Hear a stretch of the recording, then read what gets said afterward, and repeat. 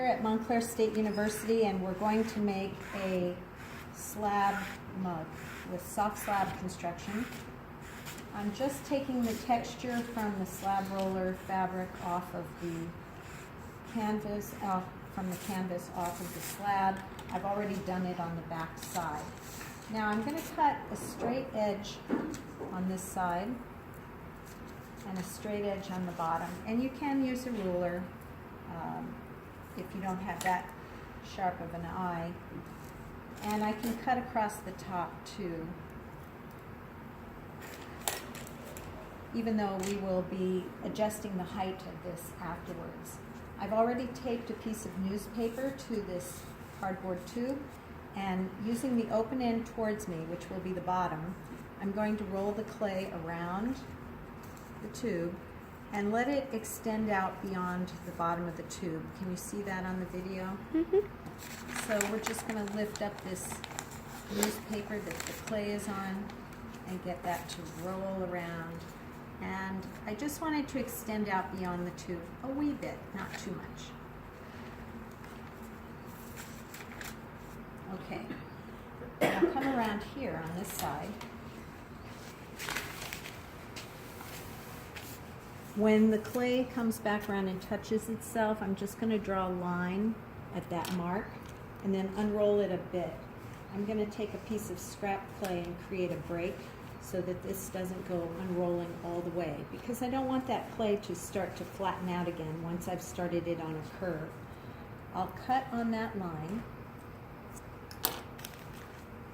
remove that extra. And then these two edges will overlap each other slightly, but I want them to be tapered. So I'm just with my finger going to taper that edge so that I don't have a double thickness area where they overlap. And I'm going to use my thumb to taper this down.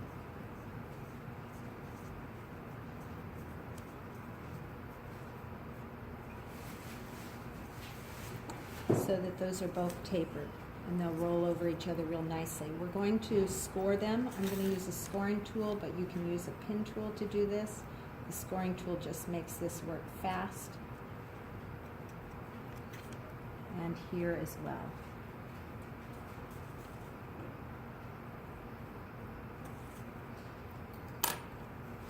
Using a brush, I'm going to apply a little bit of water to one side. And I always like to dab the water in, so I'm kind of flooding those lines rather than brushing across them and peeling them over. Then I'm going to roll that over and use the pressure of the cardboard tube to compress that seam together, so that by the time that I lift it up, I have a nice compressed seam. And then you can use a rib, or in this case a gift card, to smooth that out, curving it to take the shape of the curve, and smooth that top. Again, this is coming down just past the cardboard tube a little bit, so that's going to aid us when we make a floor. My floor material, I might not have quite enough material here, so I am going to just join a couple of slabs together on both front and back, and then use the card to compress those together, or you can use a rolling pin. This is pretty small, so the card is doing the trick. Alright, so now that I have my floor slab, I'm going to take the cardboard tube, place it on it, and just trace around it. Don't cut out a circle. Don't cut out a circle. Everybody cuts out a circle, and then you won't have enough clay to join them together, because we need a little bit more than where that line is. Again, I'm going to score here, just inside of that line.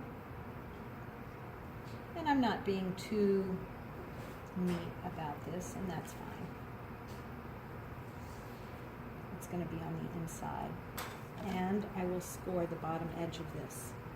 Make sure that your newspaper is not sticking over the edge. If it is, back up your tube by pushing it in a little bit and either tear off or back that newspaper. See how I'm tearing off that little piece of newspaper because I was afraid that that might get in between this lower edge and the floor, and I don't want that to happen, so I tore that away. So I'm scoring that. And then again, I'll use the brush with water on it to wet one side or another. Just kind of dabbing that water in there so I'm flooding those lines without actually feeling them over. And then I'm going to put that on there. See, I haven't cut that circle out yet, so I'm attaching the tube to the big slab of clay. And kind of push it down and squeeze it on there so it becomes attached. You can see it's already starting to grab that. Now I'm going to cut that off, but I'm going to cut it just slightly bigger than what I actually need. So I have just a little hair more all the way around of extra clay. And that's going to help create a real nice seal between the mug and the floor.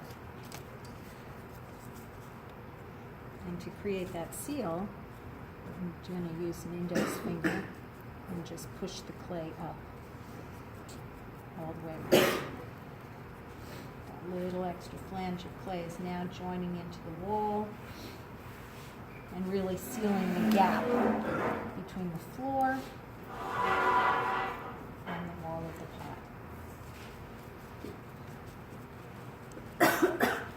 At this point, you need a wooden rib. And I'm going to grab that, or you can use your credit card to swipe away. Yes, thank you very much. This is my preferred tool. This has a nice right angle. I noticed some of these tools have more of a rounded edge, which I don't think works as well, but I do like the one with a nice tight right angle. So I can sweep around the base like this and swipe off some of that clay that I just pushed up onto the wall. It might seem contrary that when you first push it up onto the wall and then you're swiping it away, but the seal has already been made, so at this point it's safe to sweep it away because I don't want it to flare out right there at the base. I want it to go straight down into the floor. All right, so that makes it a nice smooth wall, but I like there to be a little shadow on the very bottom, so I'm going to use the point of this tool to sweep around and create that shadow line. And I'm needing to continue to move to a dry spot on my newspaper so it doesn't stick.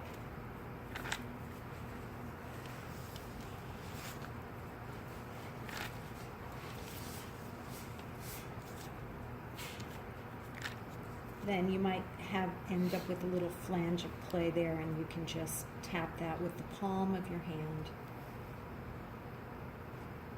to smooth that so you don't have a sharp edge.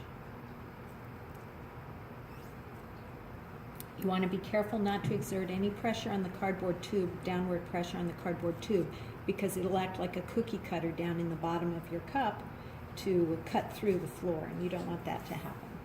So now let's adjust the height. So using any kind of a tool like a wooden spoon or a ruler, or in this case, just another metal cutting tool, I'm going to rest my pin tool on that and hold it in one steady position and just sweep around to make a mark that goes parallel all the way around the pot. I'm not just cutting through, I'm just making that mark. And once you have that, you can go in with your pin tool and use the side edge of the pin tool to go ahead and cut through. And using the side edge gives you a pretty clean cut rather than the point to go all the way around. Yeah. So that adjusts the height. At this point, we can remove the cardboard tube gently.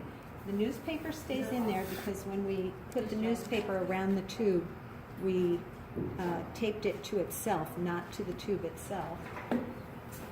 And you can either take that paper out now by twisting it, or you can just push it down in there if you want to leave a little more stability. The paper does give it a little more stability. I'm going to go ahead and take it out, and I'm going to finish off the lip. So to finish off the lip, I like there to be a little water on there. I'm going to hold my fingers together like this. Don't squeeze them, just hold them in one position and run them across the edge. And I like to work on the far edge away from me. And I kind of tilt them inward and tilt them outward, and that creates a nice smooth lip. Now, if you wanted to decorate this while it was still on the tube, you could use stamps, rollers, or any kind of tools that you wanted to carve or mark your piece to create textures and designs. At this point, you can put a handle on it. Usually I would try to have the handle be where the seam is. You could put a spout on it. So there you are, a soft slab mug.